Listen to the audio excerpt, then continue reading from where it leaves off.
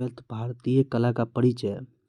Class 12 अध्याय 1 पांडुलिपि चित्रकला की परंपरा। 5वीं शताब्दी में रचित विष्णु धर्मोत्तर पुराण के तीसरे खंड में चित्रसूत्र नामक अध्याय को भारतीय कला और विशेषकर चित्र कला की शोध पुस्तक के रूप में स्वीकार किया गया है। यह अध्याय आकृति बनाने की कला से संबंधित है, जिसे प्रतिमा लक्षण कहते हैं। जो चित्रकला के धर्मसूत्र इसी खंड में तकनीक, उपकरण, सामग्रियों, सतह, दीवार या भित्ति, धारणा, परिप्रेक्ष्य और मानव आकृतियों के आयामों की संरचना का उल्लेख किया गया है।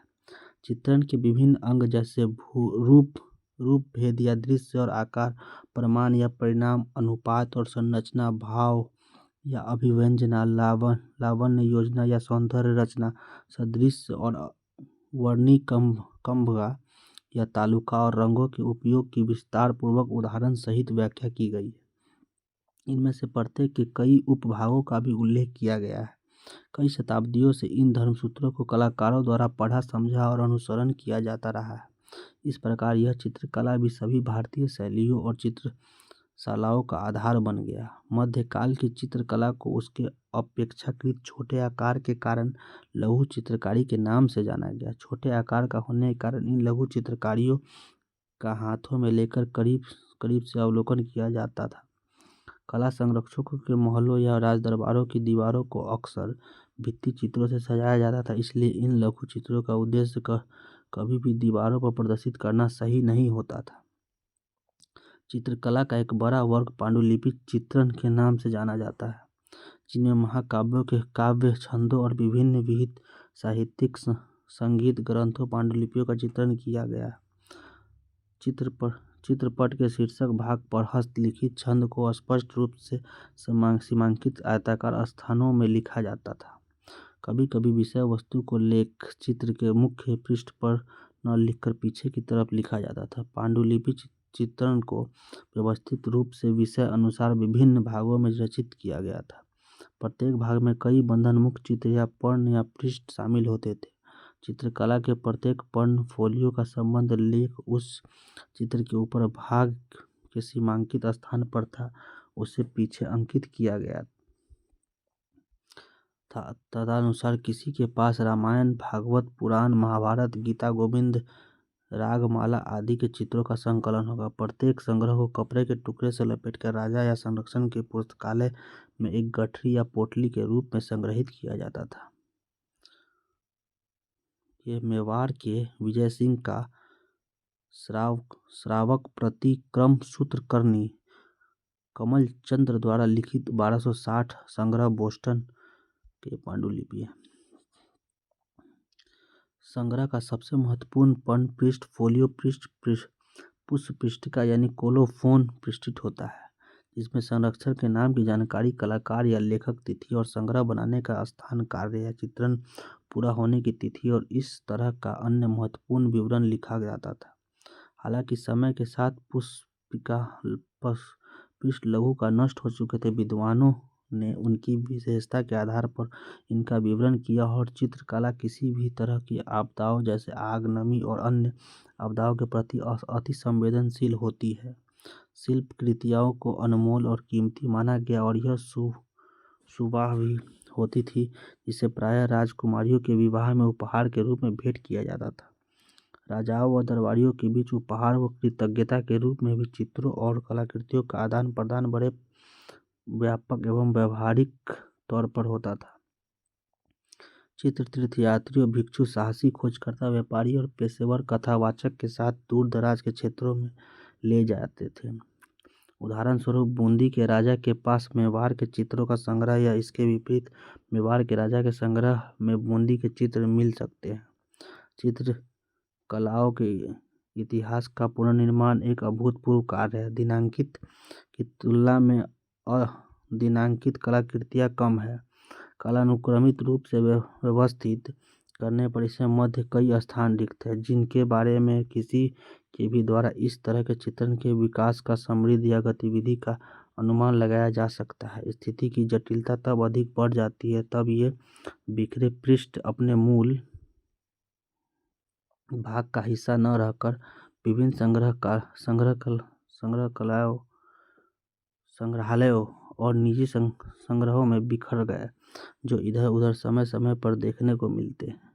ये परिभाषित समय को चुनौती देते हैं और विद्वानों को पुनः कालक्रम में संशोधन करने और उसे पुनः परिभाषित करने के लिए विवश करते हैं। इस प्रकार आदि नामांकित चित्रकलाओं के समूहों को उनकी शैली के आधार पर अन्य परिस्थितिजन्य साक्ष्यों के आधार पर वर्गीकृत किया जाता रहा है। पश्चिमी भारतीय चित्रकला शैली को भारत के पश्चिमी भारत में जो चित्रकला शैली फली फूली उसे पश्चिमी भारतीय चित्रकला के नाम से जाना जाता है। गुजरात इसका प्रमुख केंद्र था। इसके साथ साथ राजस्थान का दक्षिणी भाग और मध्य भारत का पश्चिमी भाग भी इसमें सम्मिलित है। गुजरात के अनेक महत्वपूर्ण बंदरगाह होने के कारण इस भूभाग में अनेक व्यापारिक मार्ग जाते थे। परिणाम स्वरूप यहाँ अनेक संपन्न व्यापारी, स्थानीय सामंत प्रमुख हुए, जो आर्थिक संपन्नता के कारण कला के भी सशक्त संरक्षण बने।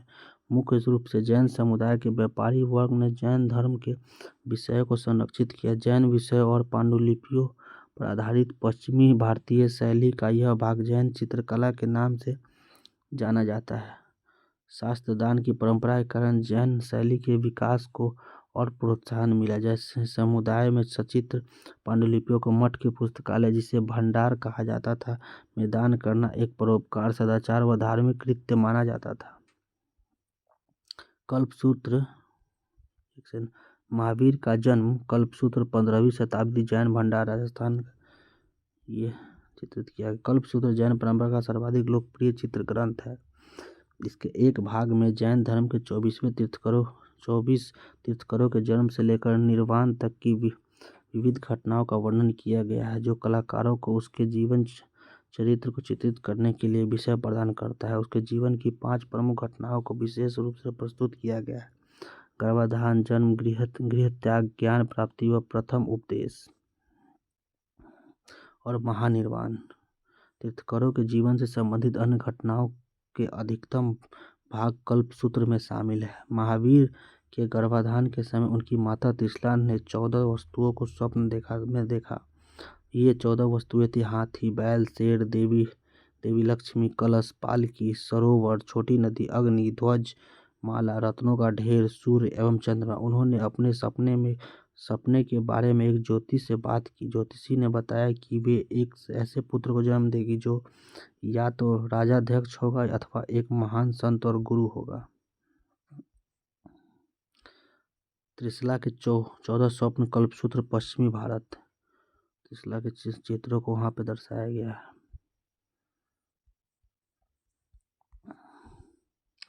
लोकप्रिय चित्रित ग्रंथों में कालकाचार्य कथा और संग्राहिणी सूत्र उल्लेखनीय है। कालकाचार्य कथा में आचार्य कालका की कहानी का वर्णन है, जो एक दुष्ट राजा से अपनी अपहृत बहन एक जैसे तपस्विनी को बचाने पर आधारित है। यह विभिन्न रोमांचकारी घटनाक्रम और कालका की रोमांचपूर्ण यात्रा को प्रस्तुत करता है, जैसे वह अपनी लापता बहन का पता लगाने के लिए भूमि की परिमार्जन कर रहे हैं, अपनी जादुई शक्तियों का प्रदर्शन, अन्य राजाओं के साथ संबंध स्थापित करते हुए और अंत में दुष्ट राजा से युद्ध कर रहे हैं। उत्तरायण सूत्र में महावीर की शिक्षाओं का वर्णन है, जहाँ भिक्षुओं के आचार संहिता का पालन करने का वर्णन किया गया। वही संग्राहिणी सूत्र एक ब्रह्मांड संबंधी ग्रंथ है, जिसकी रचना 12वीं शताब्दी में की गई थी, जिसमें ब्रह्मांड की संरचना और अंतरिक्ष के बारे में अवधारणाएं शामिल है। जैनियों ने इन ग्रंथों की कई प्रतियां लिखवाई। इन ग्रंथों में या तो बहुत कम अथवा अत्यधिक चित्र मिलते हैं। इस प्रकार एक विशिष्ट पृष्ठपोथी या चित्र को लेखन और चित्रण के लिए वर्गों में विभाजित किया जाता है: पांडुलिपि या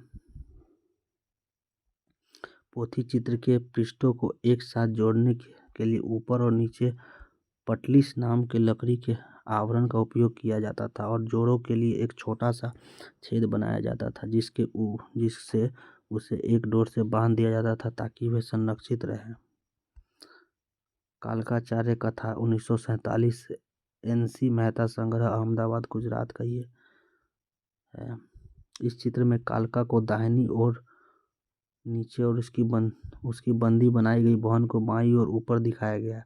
जादुई शक्ति वाले गधों को कालका की सेना पर मुंह से बाणों की वर्षा करते हुए दिखाया गया। दुष्ट राजा को वृत्त के अंतर से नेतृत्व करते हुए दिखाया गया।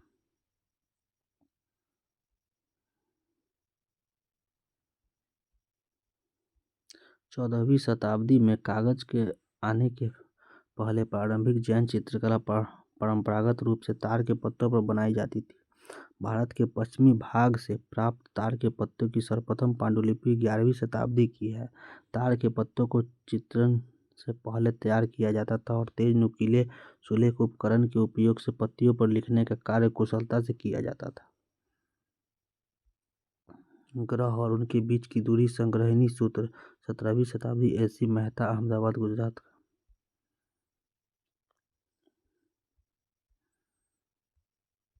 ताड़ के पत्तों पर संकीर्ण और छोटे स्थान के कारण आरंभ में चित्रण मात्र पटलिस तक ही सीमित था, जहां देवी देवताओं की आकृति और जैन आचार्यों के जीवन से जुड़ी घटनाओं का चित्रण चमकदार रंगों से किया जाता था।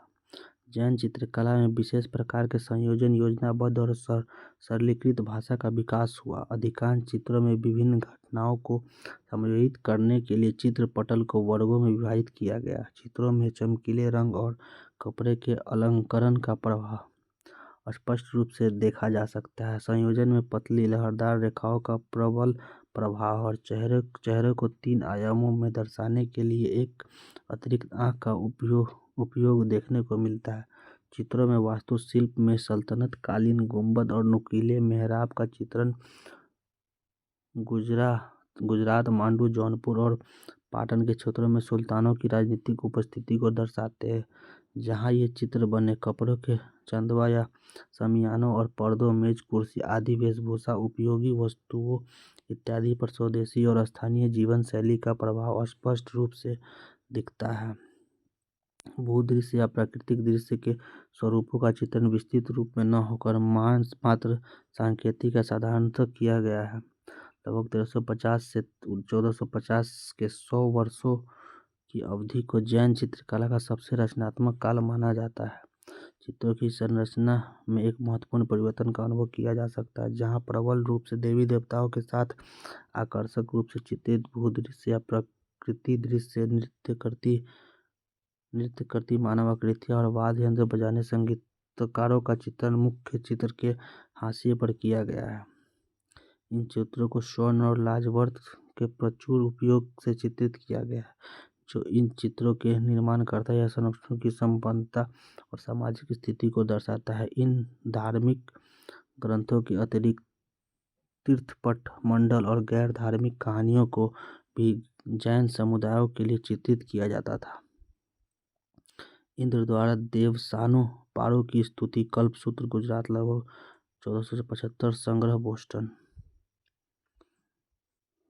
जैन चित्रों के अतिरिक्त इनका निर्माण या संरक्षण धनी व्यापारियों और समर्पित भक्तों द्वारा करवाया जाता था। 15वीं और 16वीं शताब्दी के उत्तरार्ध में सामंतों, जमींदारों, धनी नागरिकों और ऐसे अन्य लोगों के बीच चित्रकला की एक समानांतर परंपरा मौजूद थी, जिसमें धर्मनिरपेक्ष, धार्मिक और साहित्यिक विषयों के चित्रण शामिल थे। यह चित्रकला स्वदेशी परंपरा का प्रतिनिधित्व करती है, जिनका निर्माण राजस्थान के राज दरबार की शैली और मुगलों के प्रभाव के आने से पहले हुआ था। इसी समय हिंदू और जैन विषयों के अनेक चित्रों का चित्रित किया गया। महापुराण, चौर पंचशाखिका, महाभारत का अरण्यक पर्व, भागवत पुराण, गीता गोविंद और अन्य कुछ चित्रांकन जो इस स्वदेशी शैली के प्रतिनिधित्व करते हैं। इस काल और शैली का साधारण रूप में पूर्व मुगल या पूर्व राजस्थानी शैली के रूप में भी जाना जाता है, जिसे स्वदेशी शैली भी कहा जा सकता है।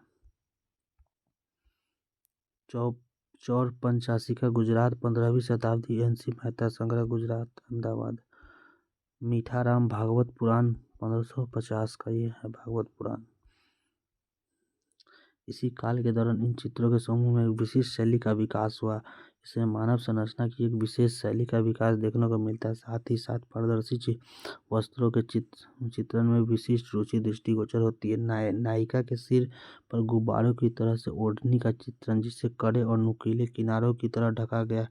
वास्तुकला का चित्रण प्रासंगिक वस्तु संकेतिक है। विभिन्न प्रकार के रेखाओं से जल निकायों और विशेष रूप से क्षितिज वनस्पतियों, जीवों आदि का चित्रण किया गया है। ये सभी औपचारिक तत्व 17वीं शताब्दी के आरंभिक राजस्थानी चित्रकला को प्रभावित करते। उत्तर पूर्व और पश्चिम के कई क्षेत्रों पर 12वीं शताब्दी के अंत तक मध्य एशिया के सल्तनत राजवंशों के शासन के आने के बाद स्पष्टतः फारसी, तुर्क और अफगान के प्रभावों को चित्रों में देखा जा सकता है। विशेष रूप से उन क्षेत्रों में जहाँ सुल्तानों द्वारा चित्रों का निर्माण कराया गया, जैसे कि मालवा, गुजरात और जौनपुर और अन्य सल्तनत शासित क्षेत्र में। इन राज दरबारों में कुछ मध्य एशियाई कलाकारों के साथ स्थानीय कलाकारों द्वारा चित्रों के निर्माण में स्वदेशी शैलियों और फारसी शैलियों के परस्पर मिश्रण से एक नई शैली का उदय हुआ, जिसमें सल्तनत चित्रकला के रूप में जाना जाता है।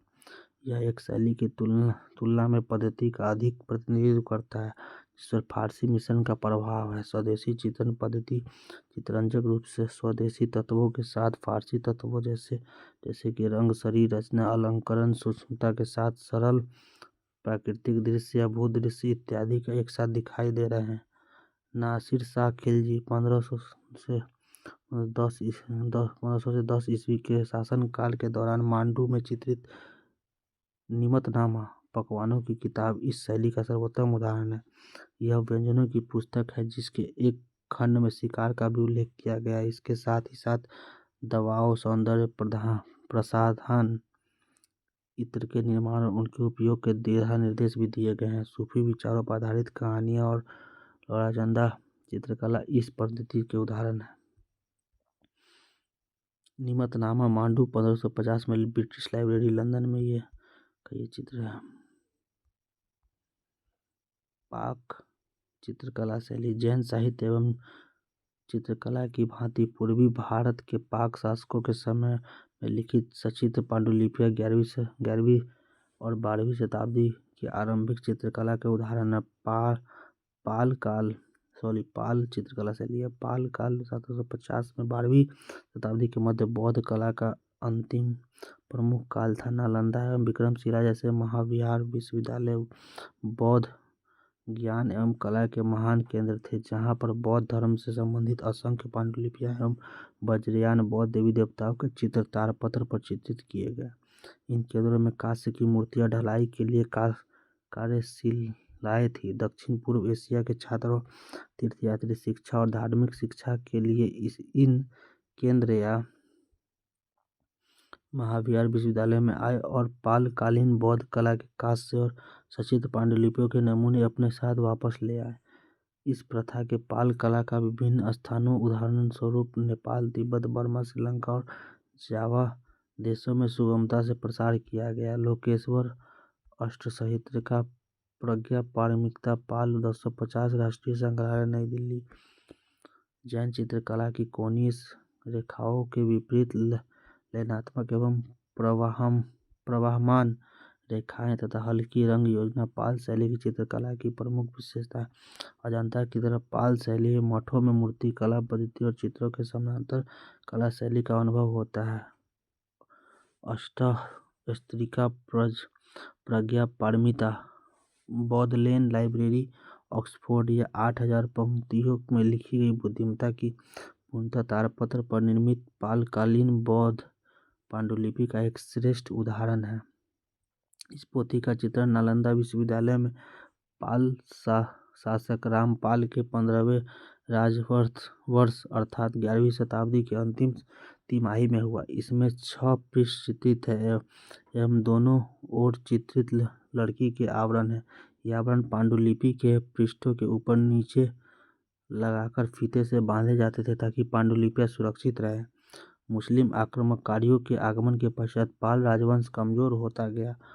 अंततोगत्वा 13वीं शताब्दी के पूर्वार्ध में पाल कला का अंत हो गया, जब मुस्लिम आक्रमणकारियों ने बौद्ध विहारों को नष्ट कर दिया।